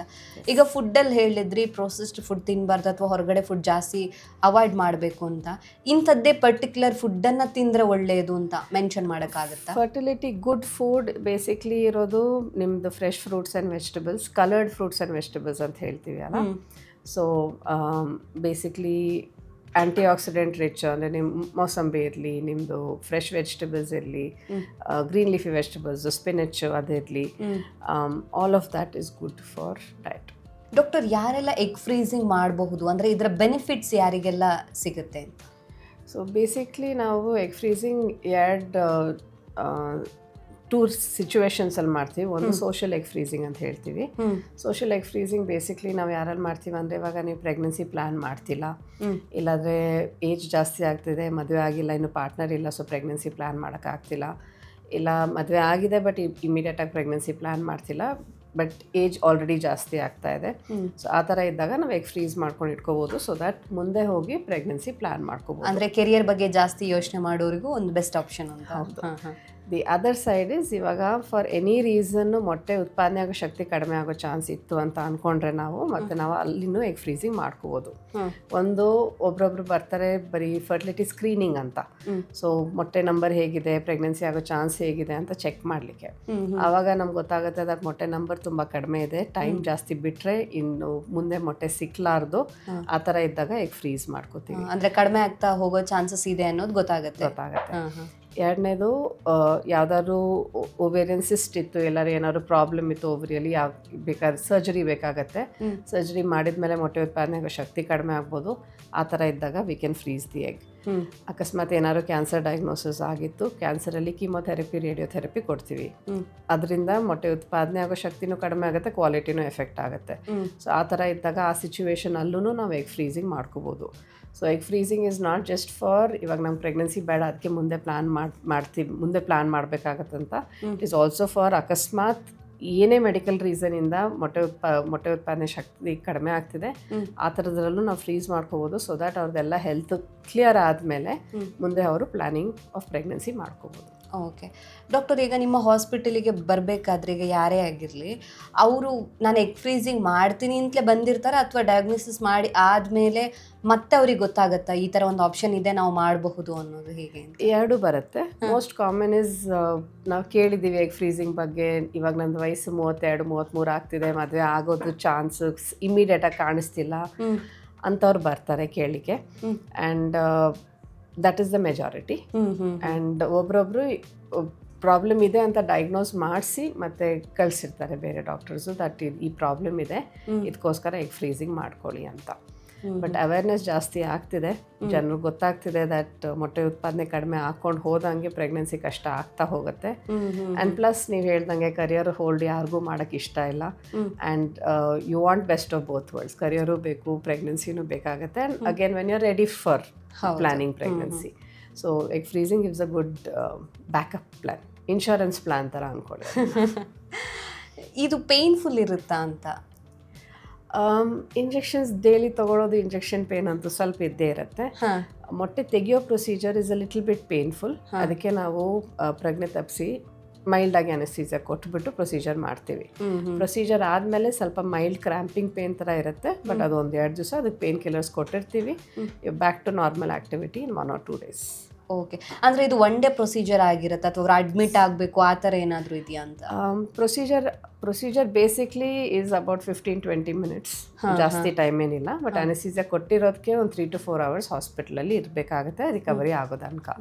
ಸೊ ಅರ್ಧ ದಿವಸದ ಪ್ರೊಸೀಜರ್ ಅಂತ ಅನ್ಕೊಳ್ಳಿ. ಓಕೆ, ಅಂದರೆ ಈಗ ಅವ್ರು ಇನ್ ಕೇಸ್ ಬೆಳಗ್ಗೆ ಬಂದರು ಅಂತ ಹೇಳಿದ್ರೆ ಒಂದು ದಿನದಲ್ಲಿ ಮುಗ್ದು ಹೋಗುತ್ತೆ, ಮಧ್ಯಾಹ್ನದ ತನಕ ಡಿಸ್ಚಾರ್ಜ್ ಆಗಿರುತ್ತೆ ಬೆಳಗ್ಗೆ. ಓಕೆ, ಹಾಗಾಗಿ 2-3 ದಿನ ಇರಬೇಕು, ಆ ಥರ ಅಡ್ಮಿಟ್ ಆಗಬೇಕು, ಆ ಥರ ಏನು ಇರೋದಿಲ್ಲ ಅಂತ. ಡಾಕ್ಟರ್, ಎಗ್ ಫ್ರೀಸಿಂಗ್ನ ಈ ಒಂದು ಬೆನಿಫಿಟ್ಸ್ ಇದೆ ಅಲ್ವಾ, ಅಥವಾ ಇದರ ಉಪಯೋಗ ಎಲ್ರಿಗೂ ಸಿಗುತ್ತಾ ಅಂತ? ಯಾಕೆಂತ ಹೇಳಿದ್ರೆ ಈಗ ಕೆಲವರಿಗೆ ಅಂದ್ಕೊಂಡಿರ್ತಾರೆ, ಕೆಲವರು ಇದು ತುಂಬ ಕಾಸ್ಟ್ಲಿ ಆಗಿರುತ್ತೆ, ನಮ್ಮಂಥವ್ರಿಗೆ ಇದು ಸಾಧ್ಯ ಆಗೋದಿಲ್ವೇನೋ ಅಂತ ಇರುತ್ತೆ. ಸೊ ಈ ಎಗ್ ಫ್ರೀಸಿಂಗ್ ಎಲ್ರಿಗೂ ಇದರ ಬೆನಿಫಿಟ್ ಸಿಗುತ್ತಾ ಅಂತ? ಆ್ಯಸ್ ಅ ಮೆಡಿಕಲ್ ಟ್ರೀಟ್ಮೆಂಟು ಎಲ್ಲರಿಗೂ ಬೆನಿಫಿಟ್ ಇರೋದೇ ಇದು. ಬಿಕಾಸ್ ಪ್ರೆಗ್ನೆನ್ಸಿ ಇಮಿಡಿಯೇಟಾಗಿ ಪ್ಲ್ಯಾನ್ ಮಾಡ್ತಿಲ್ಲ ನಿಮಗೆ, ಬಟ್ ಮುಂದೆ ಮಕ್ಕಳು ಬೇಕು ಅಂದರೆ ಒಂದು ಬ್ಯಾಕಪ್ ಇರೋದು ಯಾವತ್ತೂ ಒಳ್ಳೆಯದು. ಇತ್ತೀಚೆಗೆ ಸುಮಾರು insurance companies and corporate companies especially egg freezing cover ಮಾಡ್ತಿದ್ದಾರೆ. ಸೊ ನಿಮ್ಮ ಕಾರ್ಪೊರೇಟ್ದು ಆರ್ ನಿಮ್ಮ ಆಫೀಸದು ಪಾಲಿಸೀಸ್ ಚೆಕ್ ಮಾಡ್ಕೊಳ್ಳಿ. Cost wise one time investment ಇರ್ತದೆ. ಅಗೇನ್ ಡಿಪೆಂಡ್ಸ್ ಆನ್ ಅವ್ರದ್ದು ಮೊಟ್ಟೆ ಎಷ್ಟಿದೆ, ಎಷ್ಟು ಡೋಸ್ ನಾವು ಮೆಡಿಕೇಶನ್ ಕೊಡಬೇಕಾಗತ್ತೆ ಅದ್ರ ಪ್ರಕಾರ. So it is viable for all. Treatment ಆಪ್ಷನ್ಸಿಗೆ ಇನ್ಶೂರೆನ್ಸು, ಫೈನಾನ್ಷಿಯಲ್ ಏಡ್ ಅವೈಲಬಲ್ ಇದೆ. ಸೊ ಅದನ್ನ ಎಕ್ಸ್ಪ್ಲೋರ್ ಮಾಡಬೇಕಾಗತ್ತೆ, ಅವ್ರಿಗೇನು ಕರೆಕ್ಟ್ ಫಿಟ್ ಆಗುತ್ತೆ ಅಂತ. ಓಕೆ, ಈಗ ಒಂದ್ಸತಿ ಎಗ್ ಫ್ರೀಸಿಂಗ್ ಮಾಡಿ ಆದಮೇಲೆ ಅದು 10 ವರ್ಷ ಅನ್ನೋದು ಫಿಕ್ಸ್ಡ್, ಮತ್ತೆ ಅವರು ಬರಬೇಕು, ಮತ್ತೆ ಅದ್ರ ಬಗ್ಗೆ ವಿಚಾರಿಸ್ಬೇಕು, ಆ ಥರ ಏನೂ ಇರೋದಿಲ್ವಾ? ಅಗೇನ್ ಫರ್ಟಿಲಿಟಿ ಸೆಂಟರ್ ಮೇಲೆ ಡಿಪೆಂಡೆಂಟು. 10 ವರ್ಷ ನಾವು ಲೀಗಲಿ ಫ್ರೀಸ್ ಮಾಡ್ಬೋದು, ಬಟ್ ಎಲ್ಲರದು ಒಂದೊಂದು ಪ್ಯಾಕೇಜ್ ಅಂತ ಹೇಳ್ತೀವಿ, ಡಿಪೆಂಡಿಂಗ್ ಆನ್ ಅವ್ರದ್ದು ರಿಕ್ವೈರ್ಮೆಂಟ್ ಏನಿದೆ. ಒಬ್ರೊಬ್ರಿಗೆ ನಮ್ಗೆ 2 ವರ್ಷ ಅಷ್ಟೇ ಬೇಕು, ಅದಾದ್ಮೇಲೆ ಪ್ಲ್ಯಾನ್ ಮಾಡ್ತೀವಿ ಅಂತ ಹೇಳ್ತಾರೆ. ಒಬ್ರೊಬ್ರಿಗೆ 5 ವರ್ಷ ಬೇಕು, ಒಬ್ರೊಬ್ರಿಗೆ 10 ವರ್ಷ ಬೇಕು. ಸೊ ಡಿಪೆಂಡಿಂಗ್ ಆನ್ ನೀವೇನು ಡಿಸೈಡ್ ಮಾಡಿದ್ದೀರಾ, ನಿಮ್ಗೆ ಎಷ್ಟು ಟೈಮಿಗೆ ಫ್ರೀಸ್ ಮಾಡ್ಕೋಬೇಕಾಗತ್ತೆ ಅದ್ರ ಪ್ರಕಾರ ನೀವು ಹೋಗಿ ಎನ್ಕ್ವೈರಿ ಮಾಡಬೇಕಾಗತ್ತೆ. ಬಟ್ ಆ ಎಗ್ಸ್ ನೀವು ಹೇಳೋ ತನಕ ನಮ್ಗೆ ಇದು ಯೂಸ್ ಇಲ್ಲ ನಾವು ಯೂಸ್ ಮಾಡ್ಕೋತೀವಿ ಅಂತ ಹೇಳೋ ತನಕ ಇದ್ದೇ ಇರುತ್ತೆ ನಮ್ಮ ಹತ್ರ. ಓಕೆ. ಈಗ ಹೆಲ್ತ್ ಇಶ್ಯೂಸ್ ಹೇಳೋದಾದ್ರೆ, ಈಗ ಜನರಲ್ ಆಗಿ ಇವಾಗಿನ ಲೈಫ್ ಸ್ಟೈಲಲ್ಲಿ BP, ಶುಗರ್, ಥೈರಾಯ್ಡ್ ಅಥವಾ PCOD ಇವೆಲ್ಲನೂ ಕೂಡ ಕಾಮನ್ ಆಗಿರುತ್ತೆ. ಸೊ ಈ ರೀತಿಯಾದಂಥ ಪ್ರಾಬ್ಲಮ್ಸ್ ಇದ್ದಾಗ ಎಗ್ ಫ್ರೀಸಿಂಗ್ ಮಾಡಬಹುದಾ ಅಂತ, ಸ್ಪೆಷಲಿ BP ಇದ್ದಾಗ ಎಲ್ಲ? Definitely. So main important concern ಆ ಟೈಮಲ್ಲಿ ಪ್ರೊಸೀಜರ್ ಟೈಮಿಗೆ ಸಡನ್ನಾಗಿ BP ಶೂಟ್ ಆಗಬಾರ್ದು, ಶುಗರ್ದು ಕಂಟ್ರೋಲ್ ಇರಬೇಕು. ಹೌದು. ಸೊ ಏನೇ ಮೆಡಿಕಲ್ ಕಂಡೀಷನ್ ಇದ್ರು ಫಸ್ಟ್ ಅದನ್ನು ನಾವು ಕಂಟ್ರೋಲ್ ಮಾಡ್ಕೋತೀವಿ. So sugars have to be normal range, BP medication ಜೊತೆಗೆ ನಾರ್ಮಲ್ ರೇಂಜಿಗೆ ಬಂದಿರಬೇಕು, ಥೈರಾಯ್ಡ್ ಮೆಡಿಕೇಶನ್ ಜೊತೆಗೆ ನಾರ್ಮಲ್ ರೇಂಜ್ ಬಂದಿರಬೇಕು. PCODಗೆ ಏನು ಮಾಡೋಕ್ಕಾಗಲ್ಲ ನಾ ಆ್ಯಸ್ ಸಚ್, ಬಟ್ ಅದರಲ್ಲೂ ನಾವು ಪ್ರೊಸೀಜರ್ ಮಾಡ್ಬೋದು. ಸೊ ಮೇನ್ ಇಂಪಾರ್ಟೆಂಟ್ ಫ್ಯಾಕ್ಟ್ ಅದರಲ್ಲಿ ಇಸ್ ದಟ್ ಹೆಲ್ತ್ ಕಂಡೀಷನ್ ಏನೇ ಇರಲಿ ಅದು ಕಂಟ್ರೋಲಿಗೆ ಬಂದ ಮೇಲೆ ಮತ್ತೆ ನಾವು ಪ್ರೊಸೀಜರ್ ಪ್ಲ್ಯಾನ್ ಮಾಡ್ತೀವಿ. ಹಾಗಾಗಿ ಇದ್ರೂ ಕೂಡ ಕಂಟ್ರೋಲಿಗೆ ಬಂದ ಮೇಲೆ ಮಾಡ್ಬೋದು, ಏನು ಪ್ರಾಬ್ಲಮ್ ಇಲ್ಲ. ಏನು ಪ್ರಾಬ್ಲಮ್ ಇಲ್ಲ. ಈಗ ಕೆಲವೊಂದಿಷ್ಟು ಬೇರೆ ಹೆಲ್ತ್ ಇಶ್ಯೂಸ್ ಹೇಳೋದಾದರೆ, ಈಗ ಕ್ಯಾನ್ಸರ್ ಆಗಿರ್ಬೋದು ಅಥವಾ ಒಂದು ಸ್ವಲ್ಪ ಸಿವಿಯರ್ ಇದೆ ಪ್ರಾಬ್ಲಮ್ ಅಂತ ಹೇಳಿದ್ರೆ ಅಂಥವ್ರಿಗೂ ಕೂಡ ಮಾಡಬಹುದಾ? ಹಾಗಾದರೆ ಮಾಡಬಹುದು, ಬಟ್ ಅಂಥ ಸಿಚುವೇಷನಲ್ಲಿ ನಾವು ಯಾವಾಗಲೂ ಆ ಪ್ರೈಮರಿ ಟ್ರೀಟಿಂಗ್ ಡಾಕ್ಟ್ರ್ ಹತ್ರನೂ ಮಾತಾಡ್ತೀವಿ. ಇವಾಗ ಕನ್ಸಿಡರ್ ಕ್ಯಾನ್ಸರ್ ಆಗಿದೆ ನಿಮಗೆ ಅಂತ, ಏನು ಕ್ಯಾನ್ಸರ್ ಇದೆ, ಎಂಥ ಪ್ಲ್ಯಾನ್ ಇದೆ, ಏನು ಮೆಡಿಕೇಷನ್ ಪ್ಲ್ಯಾನ್ ಇದೆ, ಏನಾದರೂ ಸರ್ಜರಿ ಪ್ಲ್ಯಾನ್ ಆಗಿದೆಯಾ, ರೇಡಿಯೋಥೆರಪಿ ಪ್ಲ್ಯಾನ್ ಆಗಿದೆಯಾ, ಯಾವ ಸ್ಟೇಜ್ ಕ್ಯಾನ್ಸರಲ್ಲಿದೆ, ಎಷ್ಟು ಟೈಮ್ ಇದೆ ನಮಗೆ ನಾವು ಪ್ರೊಸೀಜರ್ ಮಾಡಲಿಕ್ಕೆ, ಅದೊಂದು ಸರಿ ಡಿಸ್ಕಸ್ ಆಗೇ ಆಗ್ತದೆ ಆ ರೆಫರಲ್ ಆಂಕಾಲಜಿಸ್ಟ್ ಡಾಕ್ಟ್ರ್ ಹತ್ರ. ಆ್ಯಂಡ್ ಅವ್ರ ಕಡೆಯಿಂದನೂ ಓಕೆ ಇರಬೇಕು ದಟ್ ಈ ಪ್ರೊಸೀಜರ್ ಮಾಡಿದರೆ ಅವ್ರಿಗೆ ಯೂಟಿಲೈಸೇಷನ್ ಮುಂದೆ ಆಗೋ ಚಾನ್ಸು ಇರುತ್ತೆ ಅಂತ. ಆ ಥರ ಇದ್ದಾಗ ನಾವು ಪ್ರೊಸೀಜರ್ ಪ್ಲ್ಯಾನ್ ಮಾಡ್ಕೋತೀವಿ. ಸೊ ಒಂದು ಟೀಮ್ ವರ್ಕ್ ಅಂತಲೇ ಹೇಳ್ಬೋದು. ಸೊ ಎಲ್ಲರದ್ದು ಕೋಆರ್ಡಿನೇಷನು ತುಂಬಾ ಇಂಪಾರ್ಟೆಂಟ್ ಆಗಿರುತ್ತೆ, ಎಸ್ಪೆಷಲಿ ಆ ಸಿಚುವೇಶನಲ್ಲಿ ಕ್ಯಾನ್ಸರ್ ಡಯಾಗ್ನೋಸಿಸ್ ಆಗಿದ್ದಾಗ ಅವರು ಆ ಟೈಮಲ್ಲಿ ಮಕ್ಳ ಬಗ್ಗೆ ಯೋಚನೆ ಮಾಡ್ತಿರಲ್ಲ, ಕ್ಯಾನ್ಸರ್ ಹೋಗ್ಲಾಡ್ಸೋಕ್ಕೆ ಏನು ಇದ್ರೂ ಮಾಡ್ತೀವಿ. ಸೊ ಅದಕ್ಕೆ all the more important doctor ಸೈಡಿಂದ ದ್ಯಾಟ್ ಒಂದು ಸೆನ್ಸಿಟೈಸೇಷನ್ ಆಗುತ್ತೆ ಅವ್ರದ್ದು, ದಟ್ ಇದು ಆಗ್ಬೋದು ನಿಮಗೆ ಮುಂದೆ, ನಿಮ್ಮದು ಮುಂದೆ ಪ್ಲ್ಯಾನಿಂಗ್ ಇತ್ತು ಪ್ರೆಗ್ನೆನ್ಸಿದಂದರೆ ಇದೊಂದು ಆಪ್ಷನ್ನು ಎಕ್ಸ್ಪ್ಲೋರ್ ಮಾಡ್ಕೊಳ್ಳಿ ಅಂತ. ಆ್ಯಂಡ್ ಜನರಿಗೂ ಗೊತ್ತಿರಬೇಕು, ಅಕಸ್ಮಾತ್ ಏನಕ್ಕಾದರೂ ಕೀಮೊಥೆರಪಿ ಬೇಕಾಯಿತು, ಏನಾದಕ್ಕಾದರೂ ರೇಡಿಯೋಥೆರಪಿ ಬೇಕಾಯಿತು ಅಂದರೆ ಇದೊಂದು ಆಪ್ಷನ್ ಇರುತ್ತೆ. ಬಿಕಾಸ್ ಕೀಮೊಥೆರಪಿ ರೇಡಿಯೋಥೆರಪಿಯಿಂದ ಮೊಟ್ಟೆ ಉತ್ಪಾದನೆ ಆಗೋ ಶಕ್ತಿ ಇರಲಿ, ವೀರ್ಯ ಕ್ವಾಲಿಟಿ ಇರಲಿ, ಎರಡು ಕಡಿಮೆ ಆಗುತ್ತೆ. ಸೊ ಅದನ್ನು ಫ್ರೀಸ್ ಮಾಡ್ಕೊಂಡು ಇಟ್ಕೊಂಡ್ರೆ ಒನ್ಸ್ ಕ್ಯಾನ್ಸರ್ ಫುಲ್ಲು ಕ್ಲಿಯರ್ ಆಗಿದ್ಮೇಲೆ we can always plan a pregnancy. And ಈ ಟ್ರೀಟ್ಮೆಂಟು ಕ್ಯಾನ್ಸರ್ದು ಟ್ರೀಟ್ಮೆಂಟ್ ಆಗಿ ಫ್ರೀಸಿಂಗ್ ಮಾಡಿರಲಿಲ್ಲ ಅಂದರೆ ಮತ್ತೆ ತಮ್ಮದೇ ಮೊಟ್ಟೆ ತಮ್ಮದೇ ವೀರ್ಯದಲ್ಲಿ ಪ್ರೆಗ್ನೆನ್ಸಿ ಮುಂದಾಗೋದು ಕಷ್ಟ ಆಗುತ್ತೆ. ಸೊ ಇದು ಫ್ರೀಸ್ ಮಾಡಿದರೆ ಅಟ್ಲೀಸ್ಟ್ ಎಲ್ಲ ಒಂದು ಸರಿ ದಟ್ ಪಾರ್ಟ್ ಆಫ್ ಲೈಫ್ ಕ್ಯಾನ್ಸರ್ದು ಕ್ಲಿಯರ್ ಆಯಿತು ಅಂದರೆ they can plan a pregnancy. Okay. So ಹಾಗಾಗಿ ಅವ್ರದ್ದೇ ಓನ್ ಎಗ್ಗಲ್ಲಿ ಮತ್ತೆ ಮಗು ಪಡೆಯೋದಕ್ಕೆ ಸಾಧ್ಯ ಆಗುತ್ತೆ ಅಂತ. ಹೌದು ಡಾಕ್ಟರ್, ಈಗ ಕೆಲವರು ಎಗ್ ಫ್ರೀಸಿಂಗ್ ಮಾಡಿರ್ತಾರೆ, ಫ್ಯೂಚರಲ್ಲಿ ಏನಾಗುತ್ತೋ ಗೊತ್ತಿಲ್ಲ ಅನ್ನೋ ರೀತಿಯಲ್ಲಿ, ಲೈಫ್ ಸ್ಟೈಲ್ ಚೆನ್ನಾಗಿಲ್ಲ ಅಂತ ಹೇಳಿ ಎಗ್ ಫ್ರೀಸಿಂಗ್ ಮಾಡ್ತಾರೆ. ಆದರೆ ಮದುವೆ ಆದಮೇಲೆ ನಾನು ನ್ಯಾಚುರಲ್ ಆಗಿ ಕನ್ಸೀವ್ ಆಗಬೇಕು ಅಂತ ಹೇಳಿದ್ರೆ ಸಾಧ್ಯ ಆಗುತ್ತಾ? ಡೆಫಿನೆಟ್ಲಿ. ಈಗ ನಾವು ಎಗ್ ಫ್ರೀಸಿಂಗಲ್ಲಿ ಏನು ಮಾಡ್ತೀವಿ, ಈ ಪರ್ಟಿಕ್ಯುಲರ್ ಸೈಕಲಲ್ಲಿ ಏನು ಮೊಟ್ಟೆ ಸೆಲೆಕ್ಟ್ ಆಗಿದೆ ಅದಷ್ಟೇ ನಾನು ತೆಗಿತಿರೋದು. ಆ್ಯಂಡ್ ನಾರ್ಮಲಿ ಆ ಮೊಟ್ಟೆ ವಾಪಸ್ಸು ಪೂಲ್ ಒಳಗೆ ಹೋಗಲ್ಲ, it will basically disappear from the set. ಅದಕ್ಕೆ ನಾನು 1000 eggs ಹೋಗುತ್ತೆ ಅಂತ ಹೇಳ್ತೀವಲ್ಲ, ಅದು ನಾನು ಎಗ್ ಫ್ರೀಸಿಂಗ್ ಮಾಡದೆ ಇಲ್ಲಿ ಹೋಗುತ್ತೆ. ಅಂದರೆ ಪೀರಿಯಡ್ಸ್ ಆಗ್ಬೇಕಾದ್ರೆ ಹೋಗುತ್ತೆ ಅಂತನಾ ಅಥವಾ? ಅದು basically there is a process called apoptosis, ಅಂದರೆ ಅದು ಒಳಗಡೆನೇ ಅದು ಡೈಜೆಸ್ಟ್ ಆಗಿಬಿಡುತ್ತೆ. ಓಕೆ. ಸೊ ಅದಕ್ಕೆ ನ್ಯಾಚುರಲಾಗಿ ಟ್ರೈ ಮಾಡೋದ್ರಲ್ಲಿ ಏನು ಅಭ್ಯಂತರ ಇಲ್ಲ, ಏನು ಮೊಟ್ಟೆ ಕಡಿಮೆ ಆಗಲ್ಲ ಈ ಪ್ರೊಸೀಜರ್ ಆಗೋದ್ರಿಂದ. ಆ್ಯಂಡ್ ನ್ಯಾಚುರಲಾಗಿ ಪ್ರೊಸೀಜರ್ ಆದರೆ ಅಂದರೆ ಪ್ರೆಗ್ನೆನ್ಸಿ ಆದರೆ ಏನು ಪ್ರಾಬ್ಲಮ್ ಇಲ್ಲ. ಅಕಸ್ಮಾತ್ ಆಗಿಲ್ಲ ಅಂದರೆ ಇದು ಬ್ಯಾಕಪ್ ಆಗಿ ಇರುತ್ತೆ ನಿಮಗೆ ಮುಂದೆ ಯೂಸ್ ಮಾಡೋಕ್ಕೆ. ಸೊ ನ್ಯಾಚುರಲಾಗಿ ಪ್ರೆಗ್ನೆನ್ಸಿ ಟ್ರೈ ನಾವು ಎಲ್ಲರಿಗೂ ಹೇಳ್ತೀವಿ, ಫಸ್ಟ್ ಅದು ಟ್ರೈ ಮಾಡಿರಿ, ಆಗಿಲ್ಲ ಅಂದರೆ ಮತ್ತೆ ಇದು ಬಂದು ಯೂಟಿಲೈಸ್ ಮಾಡ್ಕೊಳ್ಳಿ. ಹಾಗಾದರೆ ಒಂದ್ಸತಿ ಎಗ್ ತೆಗೆದ್ರೂ ಕೂಡ ಮತ್ತೆ ನ್ಯಾಚುರಲ್ ಆಗಿ ಕನ್ಸೀವ್ ಆಗೋದಕ್ಕಾಗುತ್ತೆ. ಯಾಕಂದರೆ ಕೆಲವರು ಅನ್ಕೊಂಡಿರ್ತಾರೆ, ನಂದು ಎಗ್ ತೆಗೆದ್ಬಿಟ್ರು ಇನ್ನು ಆಗಲ್ಲ ಏನೋ ಅನ್ನೋದು ಸುಮಾರು ಜನ ಡೌಟ್ ಇರುತ್ತೆ. ಒಂದ್ಸರಿ ಮಾಡಿದಾರಂದ್ರೆ ಏನು ಮೊಟ್ಟೆ ಉಳ್ಕೊಳ್ಳಲ್ಲ ಒಳಗಡೆ, ಎಲ್ಲ ತೆಗೆದ್ಬಿಟ್ಟಿರ್ತಾರೆ. ಏನಿದ್ರು 6 ತಿಂಗಳಿಗೆ ಏನು ಸೆಲೆಕ್ಟ್ ಆಗಿದೆ ಅದಷ್ಟೇ ತೆಗಿತೀವಿ, ನೆಕ್ಸ್ಟ್ ಪೀರಿಯಡ್ ಆದಮೇಲೆ ಹೊಸ ಸೆಟ್ ಬರುತ್ತೆ. So you back to your normal. ಹಾಗಾಗಿ ಏನೂ ಪ್ರಾಬ್ಲಮ್ ಇರೋದಿಲ್ಲ ಅಂತ. ಸೊ ಹೆಲ್ತ್ ಇಶ್ಯೂ ಇದ್ರೂ ಕೂಡ ಮಾಡಬಹುದು. ಅದಕ್ಕೂ ಕೂಡ ಅಂದರೆ ವೈದ್ಯಕೀಯ ಕ್ಷೇತ್ರದಲ್ಲಿ ಎಲ್ಲ ರೀತಿಯಾದಂಥ ಫೆಸಿಲಿಟಿ ಕೂಡ ಇದೆ. ಡಾಕ್ಟರ್, ಇಷ್ಟೆಲ್ಲ ಯೋಚನೆ ಮಾಡಿ ಹಾಸ್ಪಿಟಲಿಗೆ ಬಂದು ಎಗ್ ಫ್ರೀಸಿಂಗ್ ಮಾಡಿ ಆದಮೇಲೆ ಒಂದು ಕ್ವೆಶನ್ ಇರುತ್ತೆ, ಇದರ ಸಕ್ಸಸ್ ರೇಟ್ ಎಷ್ಟಿರುತ್ತೆ, ಮುಂದೆ ಫ್ಯೂಚರಲ್ಲಿ ಮಕ್ಕಳು ಆಗುತ್ತಾ ಅನ್ನೋದು. ಹಾಗಾಗಿ ಈ ಸಕ್ಸಸ್ ರೇಟ್ ಬಗ್ಗೆ ಹೇಳೋದಾದ್ರೆ, ಸೊ ಅಗೇನ್ ಡಿಸ್ಕಸ್ ಮಾಡ್ದಂಗೆ ಮೋಸ್ಟ್ ಇಂಪಾರ್ಟೆಂಟ್ ಕ್ವಾಲಿಟಿ ಏಜ್. ನೀವು ಯಾವ ಏಜಲ್ಲಿ ಫ್ರೀಸ್ ಮಾಡ್ಕೊಂಡಿದ್ದೀರಾ ಅದ್ರ ಪ್ರಕಾರ. ಸೊ ಕಡಿಮೆ ಏಜ್ ಇದ್ದಷ್ಟು ಪ್ರೆಗ್ನೆನ್ಸಿ ಚಾನ್ಸ್ ಜಾಸ್ತಿ ಹಾಕ್ಕೊಂಡು ಹೋಗುತ್ತೆ. ಆ್ಯಂಡ್ ಸೆಕೆಂಡ್ ಫ್ಯಾಕ್ಟರ್ ಬರೋದು ಪಾರ್ಟ್ನರ್ದು ವೀರ್ಯ. ಆವಾಗ ನೀವು ಯಾವಾಗ ಪ್ಲ್ಯಾನ್ ಮಾಡ್ತಿದ್ದೀರಾ ಪ್ರೆಗ್ನೆನ್ಸಿಗೆ, ಪಾರ್ಟ್ನರ್ದು ವೀರ್ಯ ಕ್ವಾಲಿಟಿ ಹೇಗಿದೆ ಅದ್ರ ಪ್ರಕಾರನೂ ಡಿಪೆಂಡ್ ಆಗುತ್ತೆ. So success rates is very very specific. ಅದಕ್ಕೆ ನಾವು ಪ್ರೀ ಕನ್ಸಲ್ಟೇಷನಲ್ಲಿ ಒಂದ್ಸರಿ ಅದು ಡಿಸ್ಕಸ್ ಆಗೇ ಆಗುತ್ತೆ ದಟ್ ನೀವು ಈ ಏಜಲ್ಲಿ ಇಷ್ಟು ಮೊಟ್ಟೆ ಜೊತೆಗೆ ನೀವು ಪ್ರೆಗ್ನೆನ್ಸಿ ಪ್ಲ್ಯಾನ್ ಮಾಡಿದರೆ ಮುಂದೆ ಎಷ್ಟು ಚಾನ್ಸ್ ಇರುತ್ತೆ ಪ್ರೆಗ್ನೆನ್ಸಿ ಆಗೋದಕ್ಕೆ. So average pregnancy rates is around 70%, 60 to 70%. But age ಜೊತೆಗೆ ಕಡಿಮೆ ಜಾಸ್ತಿ ಆಗ್ಬೋದು. ಓಕೆ, ಅವ್ರು ಯಾವ ವಯಸ್ಸಲ್ಲಿ ಬಂದಿರ್ತಾರೆ, ಕ್ವಾಲಿಟಿ ಆಫ್ ಎಗ್ ಹೇಗಿರುತ್ತೆ, ಅದೆರಡೂ ಕೂಡ ಮುಖ್ಯ ಆಗುತ್ತೆ ಅಂತ.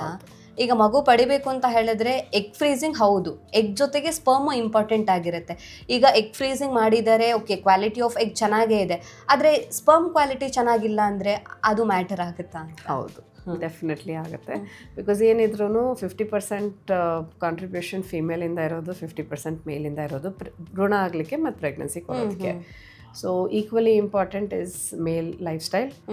ಅವ್ರದ್ದು ಸ್ಪರ್ಮ್ ಆಪ್ಟಿಮೈಸ್ ಮಾಡಿ ಮತ್ತಾದಮೇಲೆ ಪ್ರೆಗ್ನೆನ್ಸಿ ಪ್ಲ್ಯಾನ್ ಮಾಡೋದು ಯಾವತ್ತೂ ಒಳ್ಳೆಯದು. ಇದು ನ್ಯಾಚುರಲ್ ಆಗಿ ಪ್ರೆಗ್ನೆನ್ಸಿ ಇರಲಿ, ಟ್ರೀಟ್ಮೆಂಟ್ ಜೊತೆಗಿರಲಿ, ಎಗ್ ಫ್ರೀಸಿಂಗ್ದು ಮೊಟ್ಟೆ ಯುಟಿಲೈಸೇಷನ್ಗಾಗಲಿ ಇರಲಿ, health of the male is equally important. ಹಾಗಾಗಿ ಸ್ಪರ್ಮ್ ಕ್ವಾಲಿಟಿನೂ ಇಂಪಾರ್ಟೆಂಟ್ ಆಗುತ್ತೆ, ಎಗ್ ಕ್ವಾಲಿಟಿನೂ ಕೂಡ ತುಂಬಾ ಇಂಪಾರ್ಟೆಂಟ್ ಆಗಿರುತ್ತೆ ಅಂತ. ಡಾಕ್ಟರ್, ಇದ್ರ ಬಗ್ಗೆ ಮಿಸ್ಕನ್ಸೆಪ್ಷನ್ ಅಥವಾ ಮಿತ್ಸ್ ಏನಾದರೂ ಜನರಲ್ಲಿ ಇದೆಯಾ ನಿಮಗೆ ಗೊತ್ತಿರೋ ಹಾಗೆ? ಮಿಸ್ಕನ್ಸೆಪ್ಷನ್ ಇರೋದು ಎಗ್ ಫ್ರೀಸಿಂಗಲ್ಲಿ ಆಲ್ರೆಡಿ ಡಿಸ್ಕಸ್ ಆಗಿದೆ ದಟ್ ಒಂದ್ಸರಿ ಮಾಡಿದರೆ ನಾವು ತಿರ್ಗಾ ಕನ್ಸೀವ್ ಆಗೋಕ್ಕೆ ಆಗಲ್ಲ, ಇದ್ದಿದ್ದೆಲ್ಲ ಮೊಟ್ಟೆ ಹೋಗ್ಬಿಟ್ಟಿದೆ. ಆ್ಯಂಡ್ ಸುಮಾರು ಜನ ಅನ್ಕೋತಾರೆ ಪ್ರೀಮೆಚೂರ್ ಮೆನೋಪಾಸ್ ಆಗುತ್ತೆ ಇದರಿಂದ ಅಂತ. ಓಕೆ, ಸೊ ಪ್ರೀಮೆಚೂರ್ ಮೆನೋಪಾಸ್ ಆಗೋ ಚಾನ್ಸ್ ಇಲ್ಲ ಈ ಪ್ರೊಸೀಜರ್ ಜೊತೆಗೆ. ಬಿಕಾಸ್ ಲೈಕ್ ಐ ಸೆಡ್, ಎಷ್ಟು ಮೊಟ್ಟೆ ಇದೆ ಆ ಪರ್ಟಿಕ್ಯುಲರ್ ಮಂತಲ್ಲಿ ಸೆಲೆಕ್ಟ್ ಆಗಿದ್ದು ಅದಷ್ಟೇ ತೆಗಿತಿದ್ದೀನಿ, ಎಕ್ಸ್ಟ್ರಾ ಏನೂ ತೆಗಿತಾ ಇಲ್ಲ. ಸೊ ಪ್ರೀಮೆಚೂರ್ ಮೆನೋಪಾಸ್ ಆಗೋದನ್ನು ಚಾನ್ಸ್ ಇರಲ್ಲ. ಮೂರನೇದು, ಸುಮಾರು ಜನ ಅನ್ಕೋತಾರೆ IVF ಇಲ್ಲ ಎಗ್ ಫ್ರೀಸಿಂಗಲ್ಲಿ ಮಕ್ಕಳು ಹುಟ್ಟೋದು ಅಬ್ನಾರ್ಮಲ್ ಆಗ್ತವೆ ಅಂತ. ಹೌದು. ಸೊ ನಿಮ್ಮ ಮೊಟ್ಟೆ ಮತ್ತು ನಿಮ್ಮ ವೀರ್ಯ ಜೊತೆಗೆ ಏನು ಪ್ರಾಬ್ಲಮ್ ಆಗ್ಬೋದು, ಆ ಪ್ರಾಬ್ಲಮ್ ನಾನು ಎಲಿಮಿನೇಟ್ ಮಾಡೋಕ್ಕಾಗಲ್ಲ. ಬಟ್ ಈ ಪ್ರೊಸೀಜರಿಂದ ಎಕ್ಸ್ಟ್ರಾ ರಿಸ್ಕ್ ಅಂತೂ ಏನೂ ಇಲ್ಲ. ಸೊ ಬ್ಯಾಕ್ಗ್ರೌಂಡ್ ರಿಸ್ಕ್ ಅಂತ ಹೇಳ್ತೀವಿ. ಎನಿ ಪ್ರೆಗ್ನೆನ್ಸಿಯಲ್ಲಿ there's about 5 to 7% chance risk that ಏನಾದ್ರು ಪ್ರಾಬ್ಲಮ್ ಆಗ್ಬೋದು ಬೇಬಿಯಲ್ಲಿ. ಆ ರಿಸ್ಕ್ ಇದ್ದೇ ಇರುತ್ತೆ, ಬಿಕಾಸ್ ಅದನ್ನ ನಾನು ಚೇಂಜ್ ಮಾಡೋಕ್ಕಾಗಲ್ಲ. ಬಟ್ ಅದಕ್ಕಿಂತ ಜಾಸ್ತಿ ಇನ್ಕ್ರೀಸ್ ಆಗಲ್ಲ ರಿಸ್ಕ್ ಇರೋದು. These are the main worries egg ಫ್ರೀಸಿಂಗಿಗೆ. ಆ್ಯಂಡ್ ಸುಮಾರು ಜನ ಮುಂದೆ ಬರಲ್ಲ ಬಿಕಾಸ್ ಇದು ನನಗೆ ಬೇಕಾಗಲ್ಲ ಅಂತ ಅನ್ಕೋತಾರೆ. ಆ್ಯಂಡ್ ಬೈ ದ ಟೈಮ್ ಅವರು ಯೋಚನೆ ಮಾಡ್ತಾರೆ ದಟ್ ನಾನು ಇವಾಗ ನಂಗೆ ಬೇಕೇ ಬೇಕು ಅಂತ, ಅವಾಗ ಅಷ್ಟು ತನಕ ಮೊಟ್ಟೆ ಆದರೂ ಕಡಿಮೆ ಆಗೋಗಿರುತ್ತೆ, ಇಲ್ಲ ಏಜ್ ಆದರೂ ಮೀರಿರುತ್ತೆ, ಅಂದರೆ ಟೈಮ್ ಮೀರಿ ಹೋಗಿರುತ್ತೆ ಅವರು ಯೋಚನೆ ಮಾಡೋಷ್ಟೊತ್ತಿಗೆ. The highest age I have done egg freezing it is around 41. But ಆ ಟೈಮಲ್ಲಿ ಮೊಟ್ಟೆ ಜಾಸ್ತಿ ಸಿಕ್ಕಲ್ಲ. ಅವ್ರಿಗೆ ಸಿಕ್ಕಿರೋದಷ್ಟೇ 3 ಮೊಟ್ಟೆ. ಅದರಲ್ಲಿ ಹೇಗೆ ಫೈನಲಿ ಎಂಬ್ರಿಯೋ ಕ್ರಿಯೇಟ್ ಆಗುತ್ತೆ we will have to see. And ಕಡಿಮೆ, ಅದಕ್ಕೆ age is the important fact. Because ಕಡಿಮೆ ಏಜಲ್ಲಿ ನಮಗೆ 10 ರಿಂದ 15 ಮೊಟ್ಟೆ ಬೇಕಾಗುತ್ತೆ ಒಂದು ಬೇಬಿಗೆ. 40ಕ್ಕಿಂತ ಜಾಸ್ತಿ ಸುಮಾರು 25 ಮೊಟ್ಟೆ ಬೇಕಾಗುತ್ತೆ. So like I said, very important that ನಿಮ್ಮದು ಲೈಫ್ ಪ್ಲ್ಯಾನ್ಸ್ ಏನಿದೆ ನಿಮ್ಮ ಡಿಸೈಡ್ ಮಾಡ್ಕೊಳ್ಳಿ. ಅದ್ರ ಪ್ರಕಾರ ನಿಮ್ಮದು ಲೈಫ್ ಪ್ಲ್ಯಾನ್ ಆಗ್ತಾ ಇಲ್ಲ ಅಂದರೆ ಇದೊಂದು ಆಲ್ಟರ್ನೇಟ್ ಆಪ್ಷನ್ ಇದೆ ನಿಮಗೆ, ಒಂದು ಬ್ಯಾಕಪ್ಗೋಸ್ಕರ. ಹೌದು. ಸೊ ನ್ಯಾಚುರಲ್ ಆಗಿ ಕನ್ಸೀವ್ ಆಗಿಲ್ಲ ಅಂದರೆ ನೀವು ಹೇಳ್ದಂಗೆ ಬ್ಯಾಕಪ್ ಇದ್ದೇ ಇರುತ್ತೆ ಅಂತ.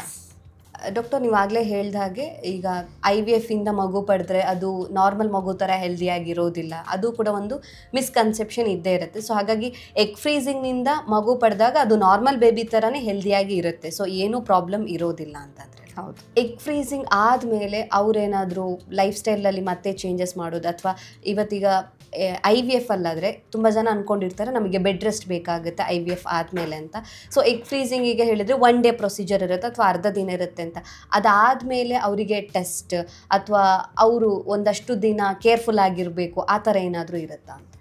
ಜನರಲಿ ಪೋಸ್ಟ್ ಪ್ರೊಸೀಜರು ಅಂದರೆ ಎಗ್ ಪಿಕಪ್ ಆದಮೇಲೆ ನಾವು ಸುಮಾರು 1 ವಾರ ಹೆವಿ ವೇಟ್ ಲಿಫ್ಟ್ ಮಾಡಬೇಡಿ, ಸಡನ್ನಾಗಿ ಅಬ್ಡಾಮಿನಲ್ ಪ್ರೆಷರ್ ಇನ್ಕ್ರೀಸ್ ಆಗಬಾರ್ದು ಅಂತ ಹೇಳ್ತೀವಿ.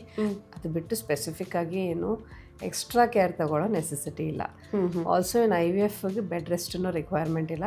ಅದೇ ಸಿಮಿಲರು ಎಗ್ ಫ್ರೀಸಿಂಗಲ್ಲೂ ಬೆಡ್ ರೆಸ್ಟ್ದೇನು ರಿಕ್ವೈರ್ಮೆಂಟ್ ಇಲ್ಲ. ಓಕೆ, ಸೊ ನಾರ್ಮಲ್ ಆಗಿ ಲೈಫ್ ಲೀಡ್ ಮಾಡ್ಬೋದು, ಎಕ್ಸ್ಟ್ರಾ ಕೇರ್ ಆ ಥರ ಏನು ತೆಗೆದುಕೊಳ್ಳುವಂಥ ಸ್ಪೆಸಿಫಿಕ್ ಆಗಿ ಏನು ಇಲ್ಲ. ಓಕೆ ಡಾಕ್ಟರ್, ಕೊನೆಯದಾಗಿ ಏನಾದರೂ ಹೇಳಕ್ಕೆ ಇಷ್ಟಪಡ್ತೀರಾ? ಸೊ ಎಗ್ ಫ್ರೀಸಿಂಗ್ ಇವಾಗ ಹೊಸದಾಗಿ ಬಂದಿದೆ ಬೇಸಿಕ್ಲಿ, ಆ್ಯಂಡ್ ಸುಮಾರು ಜನ ಯೋಚನೆ ಮಾಡ್ತಿದ್ದಾರೆ ಎಗ್ ಫ್ರೀಸಿಂಗ್ ಮಾಡಿಸೋದಾ ಬೇಡವಾ ಅಂತ. But egg freezing as a treatment option ತುಂಬ ಎಫೆಕ್ಟಿವ್ ಇದೆ ಫರ್ಟಿಲಿಟಿ ಪ್ರಿಸರ್ವ್ ಮಾಡಲಿಕ್ಕೆ ಆ ಪರ್ಟಿಕ್ಯುಲರ್ ಏಜಲ್ಲಿ. ಸೊ ಅಕಸ್ಮಾತ್ ನೀವು 31 ವರ್ಷದಲ್ಲಿ ಎಗ್ ಫ್ರೀಸಿಂಗ್ ಮಾಡ್ಕೊಂಡ್ರಿ ಅಂದ್ಕೊಳ್ಳಿ, ಆ್ಯಂಡ್ 40 ವರ್ಷಕ್ಕೆ ನೀವು ಪ್ರೆಗ್ನೆನ್ಸಿ ಪ್ಲ್ಯಾನ್ ಮಾಡ್ತಿದ್ದೀರಾ ಅಂದರೆ ನಿಮ್ಮ ಪ್ರೆಗ್ನೆನ್ಸಿ ಚಾನ್ಸ್ ಆಗೋದು 30 ವರ್ಷದವ್ರದ್ದು ಇರುತ್ತೆ. So egg freezing works as a insurance policy. We hope that utilization necessity ಬರಲ್ಲ, ಬಟ್ ಬೇಕಾದರೆ ಅದೊಂದು ಬ್ಯಾಕಪ್ಪಾಗಿ ಇದ್ದೇ ಇರುತ್ತೆ ನಿಮಗೆ. ನಿಮ್ಮದೇ ಮೊಟ್ಟೆದು ನಿಮ್ಮದೇ ವೀರ್ಯದು ಮುಂದೆ ಹೋಗಿ ಜೆನೆಟಿಕ್ ಚೈಲ್ಡ್ ಆಗಲಿಕ್ಕೆ ಅಂತ. Thank you so much doctor. ನಮ್ಮ ಇವತ್ತಿನ ಕಾರ್ಯಕ್ರಮದಲ್ಲಿ ಎಗ್ ಫ್ರೀಸಿಂಗ್ ಅಂದರೆ ಏನು, ಇದರ ಪ್ರೊಸೀಜರ್ ಯಾವ ರೀತಿಯಾಗಿರುತ್ತೆ, ಯಾರಿಗೆಲ್ಲ ಇದರ ಬೆನಿಫಿಟ್ಸ್ ಸಿಗುತ್ತೆ ಅನ್ನೋದ್ರ ಬಗ್ಗೆ ಹೆಚ್ಚಿನ ಮಾಹಿತಿಯನ್ನು ತಿಳಿಸ್ಕೊಟ್ಟಿದ್ರೆ thank you so much. Thank you. ನಮ್ಮ ಇವತ್ತಿನ ಕಾರ್ಯಕ್ರಮದಲ್ಲಿ ಎಗ್ ಫ್ರೀಸಿಂಗ್ನ ಬಗ್ಗೆ ಡಾಕ್ಟರ್ ಹೆಚ್ಚಿನ ಮಾಹಿತಿಯನ್ನು ನಮಗೆ ತಿಳಿಸ್ಕೊಟ್ಟಿದ್ದಾರೆ.